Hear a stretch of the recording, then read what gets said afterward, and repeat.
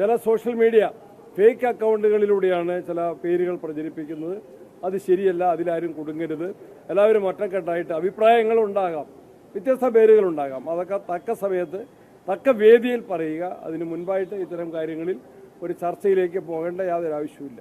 മുതിർന്ന നേതാക്കന്മാരെല്ലാവരും അത് പറയേണ്ട ഒരു സമയമായിട്ടില്ല. ആർക്കെങ്കിലും അഭിപ്രായം ഉണ്ടെങ്കിൽ അത് പറയാം, പറയേണ്ട വേദികളിൽ പറയാം, പറയേണ്ട സമയത്ത് പറയാം. ഇപ്പം അതിന് സമയമായിട്ടില്ല. ഞാൻ പറഞ്ഞത് ആരുടെ ഭാഗത്തു നിന്നാണെങ്കിലും അത് ഇപ്പോൾ അസമയത്താണ്. കാരണം ഒന്ന് 4-ാം തീയതിയിലെ ഫലം വരട്ടെ. ഫലം വന്നു കഴിഞ്ഞിട്ട് കോൺഗ്രസ് ഹൈക്കമാൻഡ് അതിന് വേദിയൊരുക്കും. ആ വേദിയിൽ പറയണം, പരസ്യമായിട്ടല്ല, മാധ്യമങ്ങളിലൂടെയല്ല, സോഷ്യൽ മീഡിയയിലൂടെയല്ല ഇത്തരം നിലപാടുകൾ വ്യക്തമാക്കണം. അത്തരം കാര്യങ്ങളിലേക്കൊന്നും ഞാൻ അഭിപ്രായം പറയുന്നില്ല. അതെല്ലാം സമയത്ത് ആലോചിച്ച് ഉചിതമായ തീരുമാനം ഉണ്ടാകും.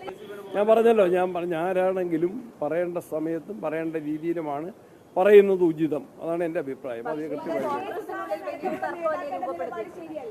അതല്ല നമ്മളിപ്പോൾ പറയേണ്ടത്. ജനങ്ങളുടെ മുൻപിൽ കോൺഗ്രസ് വളരെ യോജിച്ച ഒരു നിലപാടാണ് സ്വീകരിക്കേണ്ടത്. ഉൾപാർട്ടി ജനാധിപത്യമുള്ളൊരു പാർട്ടിയാണ് കോൺഗ്രസ് പാർട്ടി. അതിനവസരം കിട്ടും. മുതിർന്ന നേതാക്കന്മാർക്കെല്ലാം അതിനവസരം കിട്ടും.